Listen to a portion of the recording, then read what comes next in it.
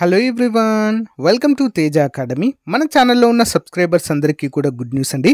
తెలంగాణ రాష్ట్రంలో మరి చరిత్రలోనే మొదటిసారిగా భారీ స్థాయిలో 1600కు పైగా ఖాళీలతో మరి తెలంగాణ హైకోర్టు జాబ్ క్యాలెండర్ విడుదల చేయడం జరిగింది. దీన్ని దృష్టిలో ఉంచుకొని మరి అభ్యర్థులకు మరి చాలా తక్కువ ప్రైజ్లో, అంతేకాకుండా బెస్ట్ ఫ్యాకల్టీ చేత క్లాసెస్ చెప్పించడం జరిగింది. జస్ట్ 399 రూపీస్కే 1 ఇయర్ వ్యాలిడిటీతో అందిస్తున్నామండి. దీంతో పాటుగా ఇది కనుక మీరు తీసుకున్నట్లయితే టాప్ 25 గ్రాండ్ టెస్ట్లు అండి. ఓకేనా, మనకు ఇవ్వబడినటువంటి మొత్తం 18 రకాల ఉద్యోగాలకు ఇవైతే మీకు యూస్ఫుల్గా ఉంటాయి. ఓకేనా, ఈచ్ గ్రాండ్ టెస్ట్లో 100 క్వశ్చన్స్ ఉండే విధంగా చూడడం అయితే జరుగుతుందండి. లేటెస్ట్వి 2025, 2024, 25 కరెంట్ అఫైర్స్తో మీకైతే అప్డేట్ చేయడం జరుగుతుంది. ఎవరైతే మరి సంక్రాంతి లోపు ఈ కోర్స్ తీసుకుంటారో వారికి మాత్రమే ఈ మోడల్ పేపర్స్ అనేవి ఉచితంగా అందచేయడం జరుగుతుంది. లేదా సో అమౌంట్ కూడా పెరుగుతుంది, 799 అయితే అవుతుందండి. సో ఆ తర్వాత మొదట 500 మందికి మాత్రమే ఈ యొక్క ఆఫర్ అండి. వెంటనే ఉపయోగించుకోండి, మీ ఫ్రెండ్స్ కూడా తెలిసేలా తెలియచేయండి. మీకు గనక కోర్స్ కావాలనుకుంటే యాప్ లింక్ వీడియో డిస్క్రిప్షన్లో ఉంటుంది, డౌన్లోడ్ చేయండి. డౌన్లోడ్ చేసిన తర్వాత మీ మొబైల్ నెంబర్తో రిజిస్టర్ అయ్యి స్టోర్ ఆప్షన్లో కోర్స్ ఉంటుంది, పర్చేజ్ చేయండి.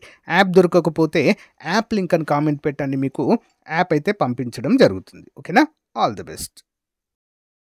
మరి మనం ఈరోజు తెలంగాణ హైకోర్టు ఎగ్జామ్కి సంబంధించినటువంటి ప్రీవియస్ పేపర్ అయితే చూద్దామండి. చాలామంది కామెంట్ పెట్టినటువంటిది ఏంటి అంటే ఆఫీస్ సబార్డినేట్కి సంబంధించినటువంటి ఈ ప్రీవియస్ పేపర్ని మాకు అప్డేట్ చేయండి అని చెప్పి చాలామంది అడిగారండి.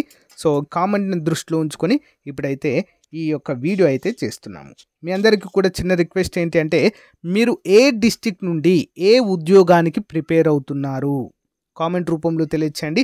హైకోర్టులో మొత్తం 18 రకాల ఉద్యోగాలు అయితే విడుదల చేయడం జరిగింది. అందులో దేనికి ప్రిపేర్ అవుతున్నారు మీరు, అంతేకాకుండా ఏ డిస్ట్రిక్ట్ వారో కూడా కామెంట్ చేయండి. మరి ఎంత పోటీ ఉంది అనేది అయితే మనము అనాలిసిస్ చేద్దాము. మరి ఈరోజు ఆఫీస్ సబార్డినేట్కి సంబంధించినటువంటి ప్రీవియస్ పేపర్ అయితే చూద్దామండి. చాలామంది ఉన్నారండి ఆఫీస్ సబార్డినేట్ అభ్యర్థులు, మరి చూద్దాం. ఓకేనా, క్లియర్గా వీడియోని ఎండ్ వరకు చూడాలి ఫ్రెండ్స్, అలా అయితేనే మీకు అర్థమవుతుంది. ఈ మోడల్ పేపర్ని, ఈ ప్రీవియస్ పేపర్ని 2 భాగాలుగా చేస్తున్నాను. ఒకటి మనకి జిఎస్ అండి, జనరల్ స్టడీస్ ఒకటి పార్ట్ 1 చేస్తాను. పార్ట్ 2 వచ్చేసి ఇంగ్లీష్ అండి. ఓకేనా, ఈరోజు ఒకటి రేపు ఒకటి అలా మీకైతే అప్డేట్ చేయడము జరుగుతుంది. ఓకేనా, so let's start the class. ముందుగా చిన్న లైక్ చేయండి, చూస్తున్న ప్రతి ఒక్కరు. మొదటిసారి చూస్తున్నవారు తప్పకుండా సబ్స్క్రైబ్ చేయండి. Okay, the famous goal Gumbaz is situated in, ప్రసిద్ధ గోల్ గుంబజ్ ఎక్కడ ఉంది? ఎక్కడ ఉందండి గోల్ గుంబజ్ అనేటువంటి యొక్క నిర్మాణము? ఆన్సర్ ఆప్షన్ 2 అండి, బీజాపూర్. ఓకే, బీజాపూర్లో ఉంది. నెక్స్ట్ వన్, కన్యార్ కాళీ అనే జానపద నృత్యము డాష్ రాష్ట్రంలో ప్రదర్శించబడుతుంది. The famous Kanyar Kali a folk dance is performed in a which state? ఏ స్టేట్లో అండి కన్యార్ కాళీ? ఆన్సర్ ఆప్షన్ 4 అండి, కేరళ రాష్ట్రంలో. గాడ్ ఓన్ కంట్రీ అనేటువంటి పేరుతో పిలుస్తాము. స్పైస్ గార్డెన్ ఆఫ్ ఇండియాగా మనమైతే పిలుస్తాము కేరళని. కేరళ రాష్ట్రంలోనే కన్యార్ కాళీ అనేటువంటి సుప్రసిద్ధ నృత్యము ప్రసిద్ధి చెందినది. ఓకేనా, మరి మీకు ఒక చిన్న క్వశ్చన్ అండి, మరి ఎంతమంది సమాధానం చెప్తారో చూద్దాము. కేరళ యొక్క సాంప్రదాయ నృత్యము పేరేంటి? కేరళ యొక్క సాంప్రదాయ నృత్యము మీకు తెలిస్తే ఆన్సర్ చేయండి, లేదా కేరళ అని కామెంట్ పెట్టండి, నేను ఆన్సర్ చెప్తా. Kerala dance. Okay, next one. So ఇది కరెంట్ అఫైర్స్ అండి. కరెంట్ అఫైర్స్ ఏం ఎక్స్ప్లెయిన్ చేయను, గమనించాలి, ఎందుకంటే అవసరం లేదు మనకు, అవి అవుట్డేటెడ్, ప్రీవియస్ పేపర్లో వస్తాయి కదా, సో అందుకే చెప్పట్లేదు. నెక్స్ట్, విలోమ తరంగం యొక్క ఎత్తైన ప్రదేశాన్ని డాష్ అంటారు? విలోమ తరంగం యొక్క ఎత్తైన ప్రదేశాన్ని, the highest point of transverse a wave is called as? Answer option 3 అండి, క్రెస్ట్ లేదా చిహ్నము అంటారు దాన్ని. ఓకేనా, సారీ చిహ్నము, టైడ్ అంటారు.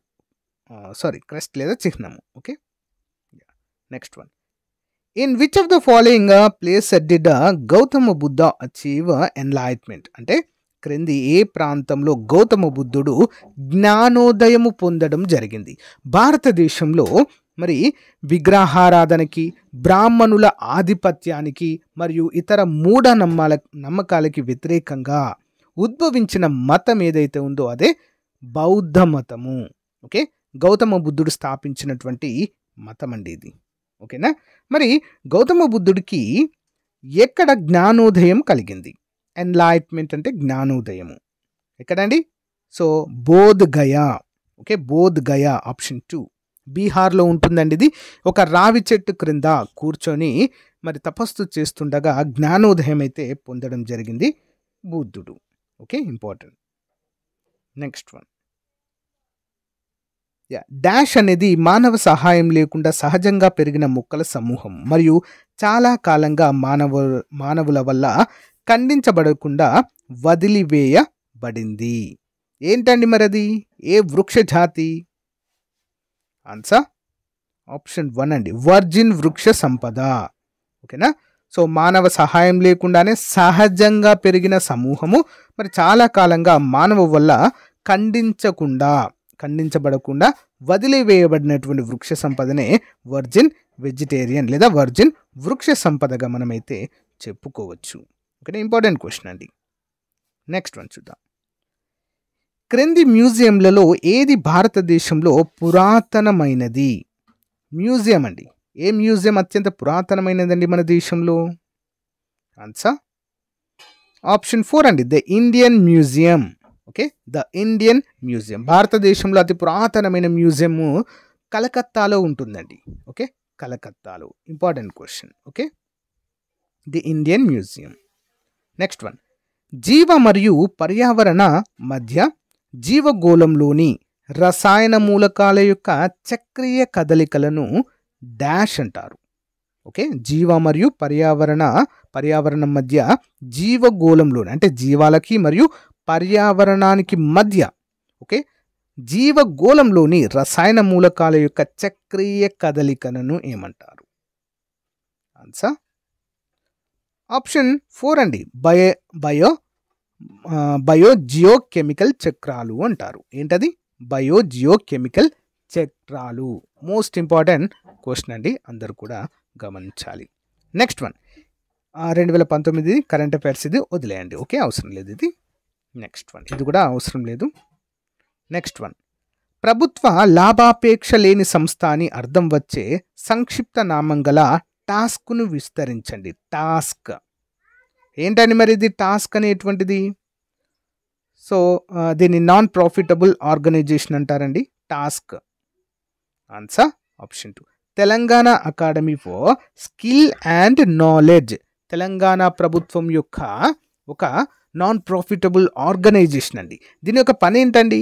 ప్రభుత్వ కళాశాలల్లో మరి విద్యార్థులకు నైపుణ్య శిక్షణ అందించడము. Telangana academy for skill and knowledge అనే పేరుతో పిలుస్తారు. ఇంపార్టెంట్ క్వశ్చన్ అండి. నెక్స్ట్ వన్ చూద్దాం. 2019 కరెంట్ అఫైర్స్, ఇది వదిలేయండి. ఓకే, సైమన్ కమిషన్ భారతదేశానికి ఏ సంవత్సరంలో వచ్చింది? సైమన్ కమిషన్ ఎప్పుడు వచ్చిందండి? Answer Simon commission important question అండి ఇది. చాలామంది 1927 అని చెప్పేసి కన్ఫ్యూజ్ అవుతారు. అయ్యో ఇక్కడ ఆన్సర్ లేదేంటి అనుకుంటారు. ఇక్కడ ఏమడిగారు? సైమన్ కమిషన్ భారతదేశానికి ఎప్పుడు వచ్చిందంటే 1928. Absolutely correct. ఓకేనా. మరి సైమన్ కమిషన్ని 1927లో వేస్తారండి. ఓకే, సైమన్ అధ్యక్షతన సైమన్ కమిషన్ 1927లో వేయడము జరుగుతుంది. ఓకేనా. 28లో భారతదేశానికి వస్తారండి. భారతదేశానికి వచ్చి మరి భారతదేశంలో కొంతమందికే మరి అంటే సమాజంలో వ్యతిరేకతలు ఉన్నాయి, కొంతమందికి శాసన నియోజకవర్గాల్లో ప్రాతినిధ్యం ఉంటుంది, కొంతమందికి ఉండడం లేదు అని చెప్పేసి మరి అంబేద్కర్ గారు చెప్పినటువంటి అంశాలను పరిశీలిద్దామని చెప్పేసి వస్తారండి ఇండియాకి. అప్పుడు వీరిని సైమన్ గో బ్యాక్ అంటూ నినాదాలు చేయడం అయితే జరుగుతుంది. సైమన్ గో బ్యాక్ అనేటువంటిది వచ్చింది 1928 ముంబైని సందర్శించినటువంటి సందర్భంలో. సో దీనికి చాలా హిస్టరీ ఉంటుందండి. ఎప్పటి నుంచి స్టార్ట్ అవుతుంది? 1909లో మింటో మార్లే సంస్కరణల పేరుతో ముస్లింలకు ప్రత్యేక నియోజకవర్గాలు కల్పించడం జరుగుతుంది. బ్రిటిష్ వారు ప్రత్యేక నియోజకవర్గాలు. సో బ్రిటిష్ వారికి ఎందుకు ఇస్తారు? మాకు కూడా కావాలి అని మరి హిందువులు ఇతర మైనారిటీస్ అడగడంతో 1919 మాంటెక్ చెమ్స్ఫర్డ్ సంస్కరణలు తీసుకొస్తారు. ఇందులో మిగతా వాళ్ళకు కూడా ఇస్తారు. ఓకేనా, కొంతమందికి ఇచ్చిన తర్వాత అదేంటి వీరికే ఇస్తారా, మరి అణగారిన వర్గం అంటూ ఒకటి ఉంది, మాకు కూడా మరి ఈ యొక్క చట్టసభల్లో ప్రాతినిధ్యం కావాలి అని చెప్పేసి పోరాటం చేసిన వ్యక్తి అంబేద్కర్ గారు. ఓకేనా, అంబేద్కర్ గారు మరి ఈ వాదనని లేవనెత్తడంతో అరే అవునా ఇదొకటి ఉందా, అసలు ఏ రూపంలో ఉంది భారతదేశంలో అణగారిన వర్గాలు, అణచివేతకు గురవుతున్నటువంటి వర్గాలు ఉన్నారా అని చెప్పేసి బ్రిటిష్ వారు ఆలోచించి 1927లో ఒక కమిటీని విధించి మరి మీరు వెళ్ళి ఇండియాలో కనుక్కోండి అసలు ఈ వర్గం వారు ఉన్నారా అసలు అని చెప్పేసి పంపించడంతో మరి వారు భారతదేశానికి రావడం జరుగుతుంది. ఓకేనా, అప్పుడు మన ఇండియాలో ఉన్నటువంటి కొన్ని వర్గాల వారు ఏం చేశారు, సైమన్ గో బ్యాక్ అనేటువంటి నినాదాలతో ముందుకు సాగడం జరిగింది గాంధీజీ గారి మరి పిలుపు మేరకు. ఓకేనా, ఇదంతా హిస్టరీ ఉందండి దీని వెనక, గుర్తుంచుకోవాలి. నెక్స్ట్ వన్, క్రింది వ్యవస్థలలో ఏది కాలువ అవుట్లెట్ యొక్క కమాండ్ ఏరియాలో నీటిని సమానంగా పంపిణీ చేసే వ్యవస్థ? ఎన్విరాన్మెంట్కి సంబంధించినటువంటి క్వశ్చన్ అండి. అంటే మనకు ఎన్విరాన్మెంట్ సస్టైనబిలిటీ పైన క్వశ్చన్స్ అయితే వస్తాయి, గమనించాలి. ఓకే, ఆన్సర్ ఏంటి మరి? ఆప్షన్ 3 అండి, వారబండి వ్యవస్థ అంటారు. ఓకేనా, అంటే వాటర్ బండి సిస్టమ్. ఓకే, వాటర్ బండి సిస్టమ్. కరెంట్ అఫైర్స్ నెక్స్ట్ వదిలేయండి. నెక్స్ట్ చూద్దాం. భారత రాజ్యాంగంలోని 8వ షెడ్యూల్లో ఎన్ని భాషలు అధికారికంగా గుర్తించబడ్డాయి? ఎన్ని భాషలు ఉన్నాయండి భారత రాజ్యాంగంలోని 8వ షెడ్యూల్లో? భాషలన్నీ కూడా 8వ షెడ్యూల్లో ఉంటాయండి. మరి ఎన్ని గుర్తించబడ్డాయి? 22 భాషలండి. ప్రజెంట్ కూడా మన భారత రాజ్యాంగము గుర్తించబడిన అధికార భాషలన్నీ 22. ఇంపార్టెంట్ క్వశ్చన్ అండి. ఎన్ని భాషలు ఉన్నాయండి? 22 భాషలు అయితే అధికారికంగా గుర్తించడం అయితే జరిగింది మన భారత రాజ్యాంగము. నెక్స్ట్ క్వశ్చన్ కరెంట్ అఫైర్స్ అండి, వదిలేయండి నెక్స్ట్. ఓకే, నెక్స్ట్, క్రింది వారిలో ఇండియన్ కౌన్సిల్ ఫర్ కల్చరల్ రిలేషన్స్ను ఎవరు స్థాపించారు? ICCR అంటారండి, Indian council for cultural relations. ఎవరు స్థాపించడం జరిగింది దీనిని? ఆన్సర్ ఆప్షన్ 3 అండి, మౌలానా అబుల్ కలాం ఆజాద్ గారు. ఎవరండి? మౌలానా అబ్దుల్ కలాం ఆజాద్ గారు. స్వతంత్ర భారతదేశానికి మొట్టమొదటి విద్యాశాఖ మంత్రి అండి వీరు. ఓకేనా, విద్యాశాఖ మంత్రిగా ఉన్నటువంటి టైంలో Indian council for cultural relation అనేటువంటి సంస్థను స్థాపించడము జరిగింది. ఓకేనా, ఇంపార్టెంట్ క్వశ్చన్ అండి. ఎవరు? మౌలానా అబ్దుల్ కలాం ఆజాద్ గారు. Next one, current affairs next వదిలేయండి. మౌర్య సామ్రాజ్యం ఎప్పుడు అంతమైంది? మౌర్య డైనస్టీ ఎప్పుడు అంతమైందండి? ఆన్సర్ క్రీస్తు పూర్వము 185వ సంవత్సరంలో మౌర్య డైనస్టీ అంతం కావడం అయితే జరిగింది. Okay, next one. సో ఇది కూడా వదిలేయండి, కరెంట్ అఫైర్స్ అది. సో చూసారా అండి, కరెంట్ అఫైర్స్ నుంచి దాదాపుగా ఒక 10 క్వశ్చన్స్ అయినా వస్తున్నాయి. ఓకే, గమనించాలి. మన ఏంటి గ్రాండ్ టెస్ట్లో కూడా ఆల్మోస్ట్ ఒక 10 అయితే యాడ్ చేద్దాం. ఓకే, ఎందుకంటే ఎక్కువగా వస్తున్నాయి ఇవి. చూద్దాం, ఇది కూడా అవసరం లేదు, కరెంట్ అఫైర్స్ చెప్పట్లేదండి. పూనా ఒప్పందం అనేది డాష్ సంవత్సరంలో బాబాసాహెబ్ అంబేద్కర్ మరియు మహాత్మా గాంధీ మధ్య సంతకం చేసి కుదుర్చుకున్న ఒప్పందము. పూనా ఒడంబడిక లేదా ఒప్పందం అనే పేరుతో పిలుస్తారండి. ఎప్పుడు జరిగిందండి ఇది? 1932వ సంవత్సరంలో. ఓకేనా, అయితే గాంధీజీ గారు ఏం చేశారంటే చెప్పాను కదండి, 1927లో వేసినటువంటి సైమన్ కమిషన్ పైన ఒక కొలిక్కి రాలేదండి అంశము. ఏం అంశము? ఈ యొక్క మరి నియోజకవర్గాల్లో ఈ యొక్క అణగారిన వర్గాలకు రిజర్వేషన్లు కల్పించాలా వద్దా అనేటువంటి అంశం కొలిక్కి రాలేదు. సైమన్ గో బ్యాక్ అని చెప్పేసి ఇండియా వ్యాప్తంగా నిరసనలు రావడంతో ఇక ఇదంతా కాదు కానీ మీరందరు లండన్కి రాండి. ఓకే, ఇక్కడ రౌండ్ టేబుల్ సమావేశము వేసి మనము చర్చిద్దాం. ఓకేనా, చర్చిద్దామని చెప్పి రౌండ్ టేబుల్ సమావేశాలు లండన్లో 1930 నుంచి 32 వరకు నిర్వహించడం జరిగిందండి.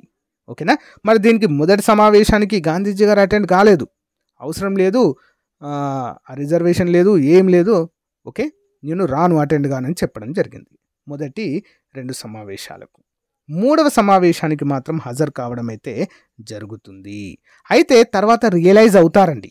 గాంధీజీ గారు రియలైజ్ అయ్యి ఓకే మీరు అంబేద్కర్ గారు మీరు చెప్పింది వాస్తవమే, మన దేశంలో అణగారిన వర్గాలు ఉన్నారు, వారు ఖచ్చితంగా మరి చట్టసభల్లో ప్రాతినిధ్యం అనేది నియోజకవర్గాల్లో వారికి రిజర్వేషన్ అనేది కల్పించాలి అని చెప్పేసి అంశాన్ని సో ఒప్పుకోవడం అయితే జరిగింది. ఒప్పుకున్న తర్వాత వచ్చిందే పూనా ఒడంబడిక, పూనా ఒప్పందం 1932లో. ఓకేనా. ఆ తర్వాత మరి హరిజనోద్ధరణకు అంటే అణగారిన వర్గాల ఉద్ధరణకు 1932లోనే హరిజన్ అనేటువంటి పత్రికను కూడా గాంధీ గారు స్థాపించడం జరిగిందండి. మోస్ట్ ఇంపార్టెంట్ క్వశ్చన్, ఎన్నోసార్లు ఎగ్జామ్లో అడిగారండి ఈ క్వశ్చన్. హరిజన్ పత్రిక స్థాపించిన వారు ఎవరు? 1932లో. ఎవరండి? మన తాత, గాంధీ తాత. ఓకే, నెక్స్ట్ వన్ చూద్దాం. కరెంట్ అఫైర్స్ వదిలేయండి. క్రింది వారిలో స్వరాజ్ జెండాను ఎవరు రూపొందించారు? స్వరాజ్ ఎవరు రూపొందించారండి? మహాత్మా గాంధీ గారే అండి. ఓకేనా. స్వరాజ్ జెండా అంటే అంతకుముందు మనకు స్వతంత్రానికి ముందు చాలా జెండాలు ఉండేదండి, చాలా ఉండేది. సో ఫైనల్గా మనకు ఏది అప్రూవల్ అయిందంటే పింగళి వెంకయ్య గారు రూపొందించినటువంటి త్రివర్ణ పతాకము. ఓకేనా. అశోక చక్రం మధ్యలో ఉండి త్రివర్ణ పతాకం అయితే ఆమోదించబడింది. అంతకుముందు చాలా జెండాలు ఉండేది అనాధికారికంగా. సో అందులో స్వరాజ్ జెండా అనేది ఒకటి ఉండేదండి, మధ్యలో చట్రం ఉంటుంది. దాన్ని రూపొందించిన వారు మాత్రం మహాత్మా గాంధీ గారు. ఓకే, గుర్తుంచుకోవాలి. చూసారా అండి, మనకి ఆధునిక భారతదేశ చరిత్ర నుండి కూడా ఎక్కువ మార్కులు వస్తున్నాయి. గమనించారా? ఆధునిక భారతదేశ చరిత్ర. Next one. ఇతర కరెన్సీల పరంగా కరెన్సీ విలువను తగ్గించే మార్పిడి రేటులో పతనంను డాష్ అంటారు. ఇతర కరెన్సీల పరంగా కరెన్సీ విలువను తగ్గించే మార్పిడి రేటులో పతనంను డాష్ అంటారు. ఇతర కరెన్సీలు అంటే ఏంటి? బెంచ్ మార్క్ కరెన్సీ అంటారు.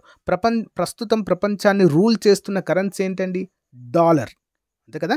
డాలర్ యొక్క విలువను అనుగుణంగా మరి ఆ విలువను, కరెన్సీ విలువను తగ్గించి మార్పిడి రేటులో పతనాన్ని ఏమంటారండి? ఆన్సర్ డీవాల్యుయేషన్, అపమూల్యనము అంటారు. Devaluation important question. మూల్య న్యూనీకరణ అని కూడా అంటారండి. మొదటిసారిగా మూల్య న్యూనీకరణ 1949 ఆ టైంలో చేయడం అయితే జరిగింది, మూల్య న్యూనీకరణ. నెక్స్ట్ కరెంట్ అఫైర్స్ వదిలేయండి. నెక్స్ట్ వన్ చూద్దాం. భారతదేశంలో ల్యూమియర్ సోదరులు నిర్మించిన చిత్రం యొక్క మొదటి ప్రదర్శన డాష్ సంవత్సరంలో బొంబాయిలోని వాట్సన్ హోటల్లో జరిగింది. ఆన్సర్ 1896లో.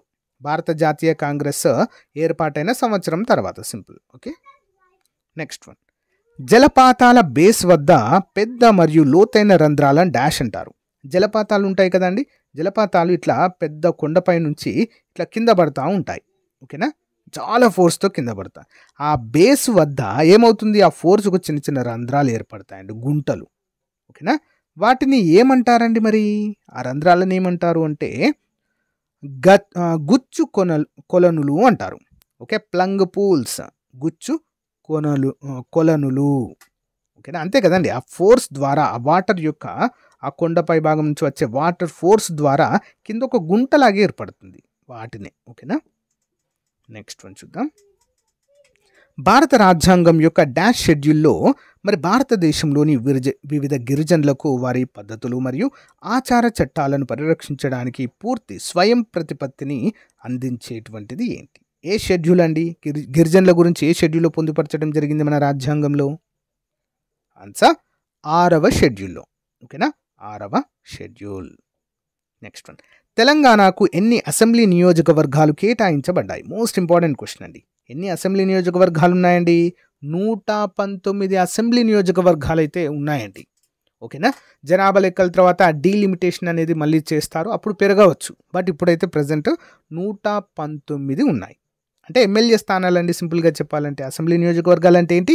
ఎమ్మెల్యే స్థానాలు. Okay, important. నెక్స్ట్ వన్ చూద్దాం. ఉప ఉష్ణమండల డాష్ జెట్ ప్రవాహ గాలులు ద్వీపకల్ప భారతదేశంపై వేసవి నెలల్లో సుమారు 14 డిగ్రీల నార్త్ కంటే ఎక్కువగా ఉంటాయి. ఏంటండి అవి? తూర్పు అండి. ఉప ఉష్ణమండల తూర్పు జెట్ ప్రవాహ గాలులు అంటారు వాటిని.